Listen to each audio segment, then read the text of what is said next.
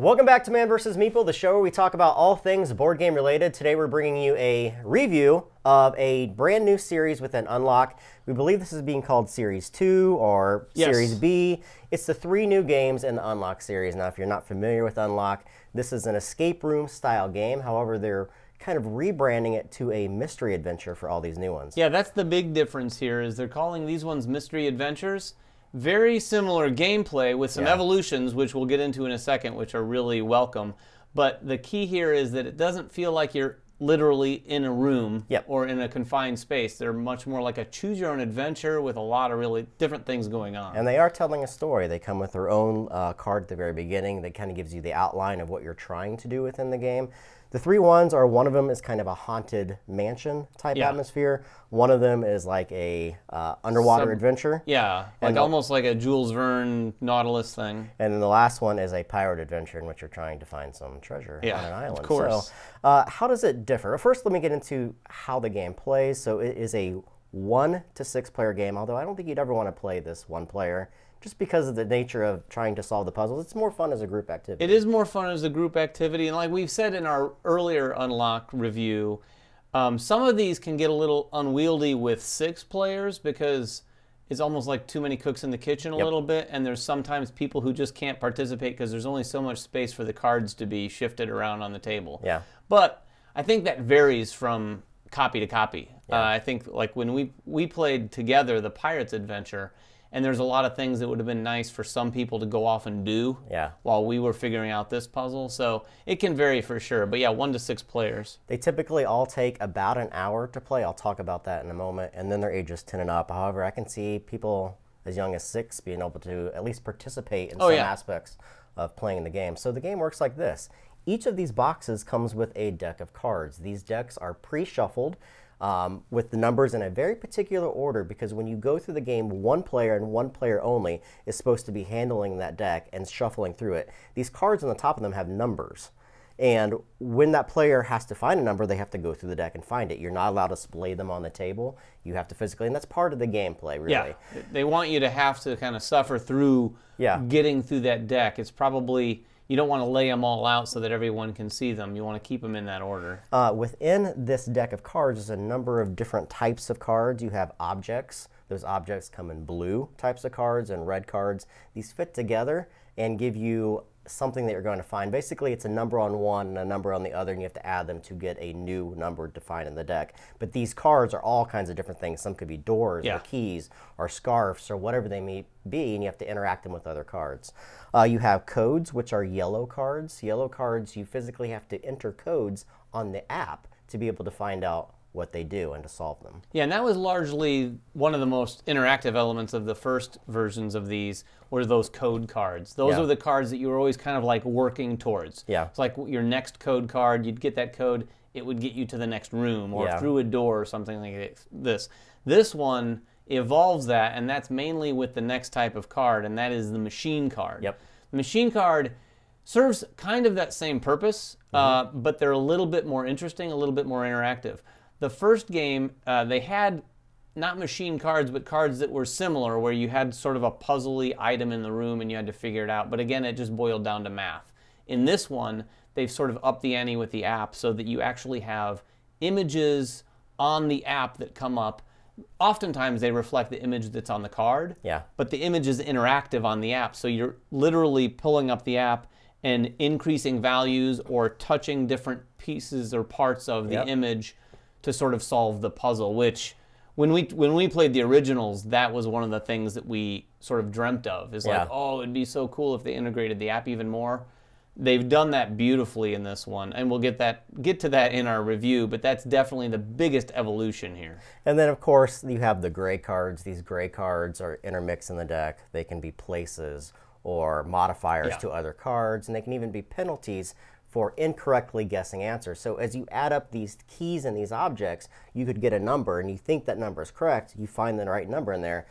Lo and behold, you didn't do the right math, or it's a trick and tries to get you to go a different route than what you're originally supposed to do. Right. It's nice because, like I said, we've mentioned in our earlier review of the originals, you can kind of game this game a little bit sometimes. You need to kind of like keep yourself from doing that, but it's often very easy to look at the cards, especially those blue and red ones, and go, well, let's just add those two together and see what it comes up with.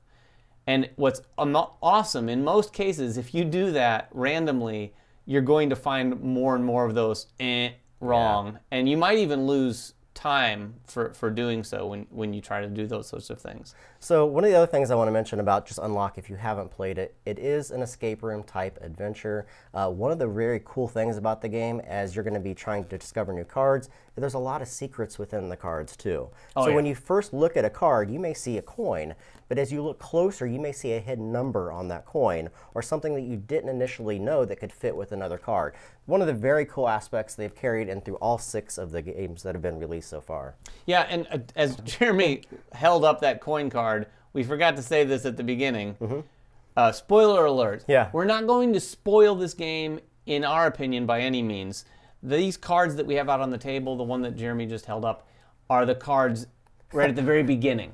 So that is at the beginning. These are the cards that you're going to get in the very first room before you've solved anything. Yeah. So, but with that said, we might throw some images up. We might have some stuff, nothing here on the table, that might give you a little bit of something, but really nothing more than you'd probably get by looking at the back of the box or on a website to see the game advertised. So let's get into the actual review. So we've played through all the games. What are your thoughts on just Unlock as a series and what this brings to the table now? Well, like I said, I really like Unlock. Compared to all of the other escape rooms, and there's a variety of opinions out there. I happen to like Unlock best because it's a very clean experience. We said this in our first review. It's very clean. Some of the other ones have destructible components, which is cool in its own right too. But this one, the system is what I'm talking about here. It works really, really well. The math, the only downside of that, like I said, is you can start to potentially tend to game the game a little bit. I don't like, if I'm at a table and someone tries to do that, I'll try to suggest, I mean, we're not solving a puzzle, you're just randomly putting numbers together. So most people don't want to do that. Most people want to figure it out. The coolest thing here, just like a point and click adventure, just like all the old computer games I used to play, when you figure out a puzzle, it's one of the most satisfying experiences at a gaming table. It's just like an escape room. You get that same feeling from accomplishment. Right, and if you're doing it with a group and you're the one that does it and everyone's like, oh man, I would have never gotten that. You feel smart. Everyone likes to feel smart. So I really like this. Now, with this one compared to the last one, like I said, the way they've integrated the app is awesome. Yeah, those green cards are really cool. The mechanism cards add a lot to it. They allow you to interact more with the app. Speaking of the app, not only that, but the sound effects in the app are awesome. There's a lot of different things that are related to the actual game that you're playing. Whether you're in the submarine, you hear the bubble sounds, you hear things that you'll find. I won't get into what they do, but they've done a really good job integrating sound into the app, and it was good in the first one, but it's actually gotten better in this one. Yeah, it's really cool. This experience, I mean, for me, I love these things. And then the last thing I'll say on my sort of review is these games, unlike a lot of the other ones, the beauty of these is you can shuffle, or you put them back together in the order they're supposed to be, put it in the box, and give it to a friend. And they can experience it. And then they can give it back, and then you can give it to another friend. And you can share this experience with people even if you're not there. I've even shared the experience by facilitating the game because I enjoy watching people figure these things out too. And it kind of helps too, being the one who's looking through the cards so that no one has to do that and that they can all just experience the puzzles. Because it can be kind of a downer when you're looking through the cards, you're laying them out and 3 other people are already solving the puzzle without you when you're looking for the next one. But yeah, it's a great game to share, literally. Yeah, the ability to pass this on to other players, and it being only a $15 game, you're not going to get that experience. I mean, if you want to go to Escape Room, you're going to be charged at least $25-30 per person, right? You can play this for an hour for $15. I mean, that's immense. And the fact that it's not destructible, meaning that you can pass it on to friends infinitely and allow them to play it. And I have to say, it really does recreate that experience. It absolutely shy does. of being in a room that looks really cool. that puzzle solving, that satisfaction of like, oh, I can't believe we figured that out, is exactly like being in an escape room, and it's only $15. So kind of tagging on to the good things about it, this game really shines. It's at its best when you have a ton of cards on the table. When you have 2 or 3 cards, it's cool, but when you have like 10 cards on the table, and you'll find that in some of the harder adventures, it's so much fun to be able to go through these and say, what are we missing? Like what's not here that we're not seeing? It's really cool. Some of the things that I don't like about it, the time, I don't think they've got the time on these right. Now, we've played through the original 3, and we've played through these 3. I'll speak about the first set of games. We beat 2 of them in the right amount of time, being an hour, and we failed at 1 of them. This one, we beat 1 of them within 30 seconds of the last. You and Sarah, you and your wife, right? And then this one, we were 20 minutes behind, and this one, I don't think it's even possible to beat within an hour. No, Jeremy and I didn't play these first 2 yet, and so I'm looking forward to doing that over the holidays. This one, Jeremy and I, what was it, maybe an hour and 40. Hour 40, which is embarrassing to admit, but we are. I can't, and we're not dumb. That, I can't imagine someone beating that pirate one in an hour. So it is a challenge. If you're looking for a challenge, try that pirate one. There's a fair amount to do. Once you even get to the end, then as a lot of these do, they have this one last final task that you kind of have to piece together. And that in and of itself took quite a bit of time. So it's very challenging. Speaking of time, all 5 of the 6 ones are 1-hour adventures. One of these, and I won't say which one, adds some new elements to the time aspect, which is really, really cool. They've done it in a clever way. One of the concerns I have for Unlock in general is that they're all decks of cards, so the design space is limited to what you can do with the cards. Although they've done some really neat things in this new set by having cards like overlay with each other and mapping them together. Some really neat aspects. But I would like to see 2 boxes combined into a bigger game where you have a thicker deck of cards to be able to have a longer adventure and experience different things they can't do with a single deck of cards. Yeah, that would be interesting. Now that you mention that, I hadn't really thought about it because I do appreciate and like these for what they are, these simple little experiences. But can you imagine a legacy style thing where they do an unlock and then they bring out a direct sequel that ties into what you did in the last one? I mean, it's a good comparison, this and Exit, because Exit does have the ability with the booklets to do a lot more design aspects than you can with a single deck of cards. So it'd be interesting to see what they're going to do over the next year and a half. However, this game has legs.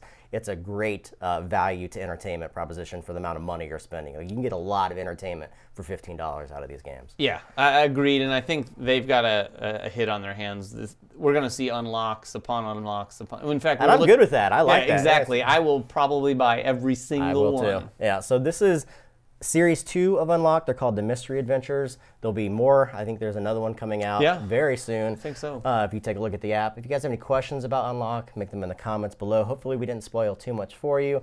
Subscribe to all of our different social media channels, and we will catch you guys next time. Bye-bye.